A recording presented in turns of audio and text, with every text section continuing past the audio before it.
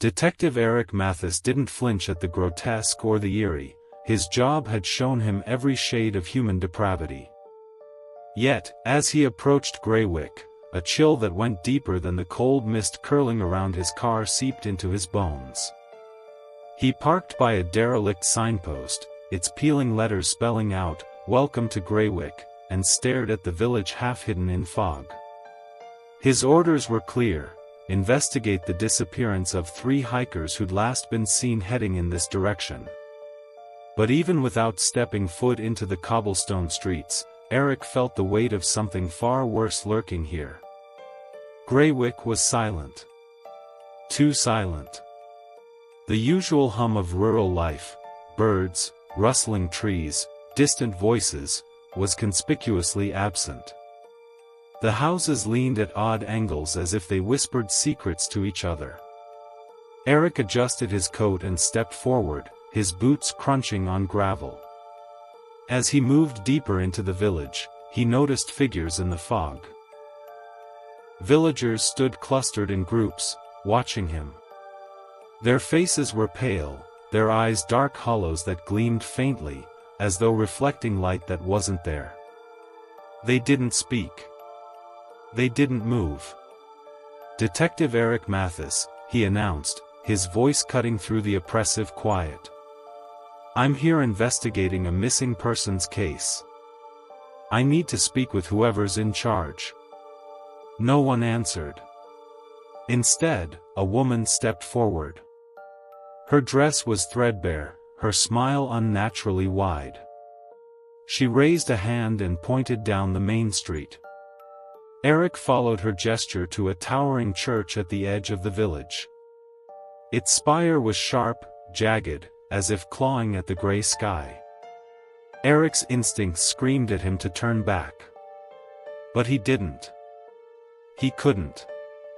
With a hand on the grip of his holstered gun, he walked toward the church, the eyes of the villagers burning into his back. The church doors creaked open, revealing an interior that seemed far older than its facade.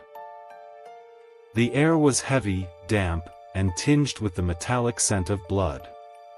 Candles flickered along the walls, casting long shadows that seemed to twist unnaturally. At the far end of the hall, an altar loomed, flanked by grotesque statues carved from black stone. Behind the altar, a robed figure stood with his back to Eric, hands raised toward a massive symbol etched into the stone wall. The symbol pulsed faintly, its angular lines twisting and shifting as though alive. "Detective Mathis," the man said without turning. His voice was smooth, almost melodic, but layered with something primal and wrong. "You've arrived. Just as it was foretold." Eric tightened his grip on his gun. "Foretold? I don't know what kind of game you're playing, but I'm here for answers. Where are the missing hikers?" The robed man laughed, a low, resonant sound that made Eric's stomach churn. "The hikers are safe. They are transformed." He turned slowly, revealing a face obscured by a dark hood. Only his mouth was visible, curved in a chilling smile. "They've found their purpose in the light." "The light?" Eric's pulse quickened. "What the hell are you talking about?" The man gestured toward the symbol behind him. "The light consumes, detective. It devours all. But it spares those who serve it. Greywick has always been its vessel, and now, so shall you." The villagers' hum rose outside, a low, guttural sound that vibrated through the church walls. Eric backed away, drawing his gun. "Stay where you are." The man stepped closer, his smile widening. "You cannot escape it. The light is everywhere. It sees you, detective. It sees everything." Suddenly, the symbol flared, bathing the room in crimson light. Shadows spilled from the walls, coalescing into monstrous forms with gaping maws and clawed limbs. Eric fired, the gunshots echoing hollowly, but the bullets passed through the shadows as though they were smoke.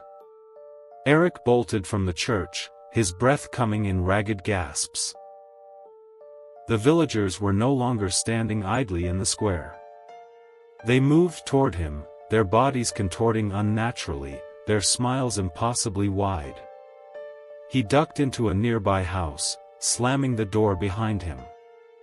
The air inside was thick with the scent of decay. Broken furniture and yellowed photographs littered the floor. As he barricaded the door with a chair, a voice broke the silence. "They're coming."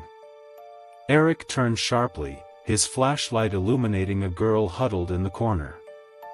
Her dress was tattered, her skin pale as milk.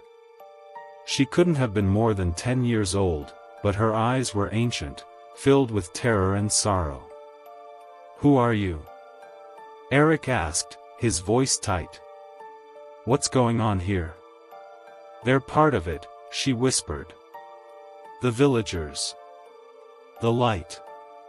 It's all connected. They feed it so it doesn't take everything."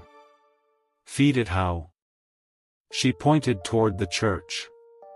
"Sacrifices. The hikers, you, anyone who comes here. The light demands it." The door shook violently, the villagers pounding against it. The girl's form began to flicker, her voice fading. "You have to destroy it. The light. Or it will never stop." Before Eric could ask more, she vanished, leaving only a cold chill behind. The church was ablaze with activity when Eric returned. The symbol glowed brighter, its lines writhing like living things. The villagers surrounded the altar, chanting in a language that hurt to hear. At the center stood the robed man, his arms raised high. Eric crept closer, keeping to the shadows. He spotted a gas canister near the side of the church, a relic from some abandoned repair work. An idea formed in his mind, desperate and reckless. He grabbed the canister, dousing the base of the altar with gasoline. "You cannot stop this," the robed man intoned, turning to face him.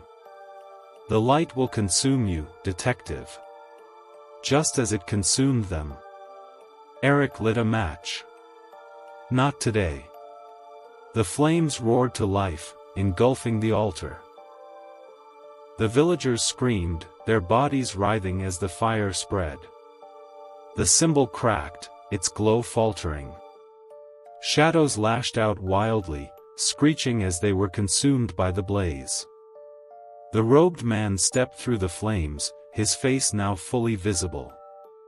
His skin was ashen, his eyes pits of darkness, his mouth filled with rows of jagged teeth. "You think fire can stop the light?" he roared. Eric fired his gun, the bullet striking the man's chest. This time, the robed figure staggered, his form flickering like a dying flame.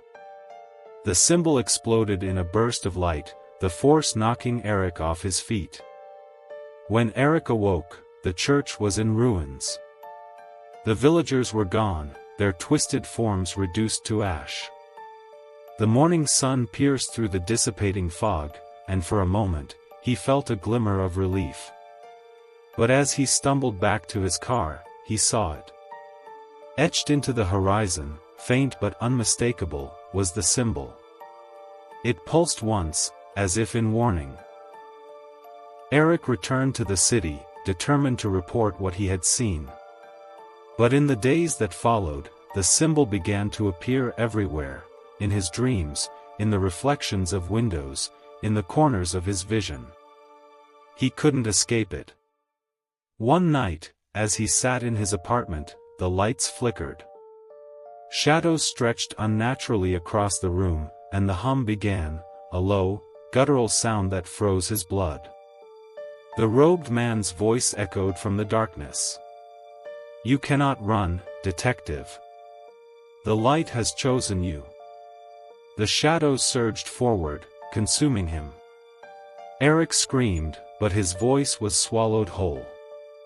In the void, the symbol burned brighter than ever, its tendrils wrapping around him, pulling him into an endless abyss.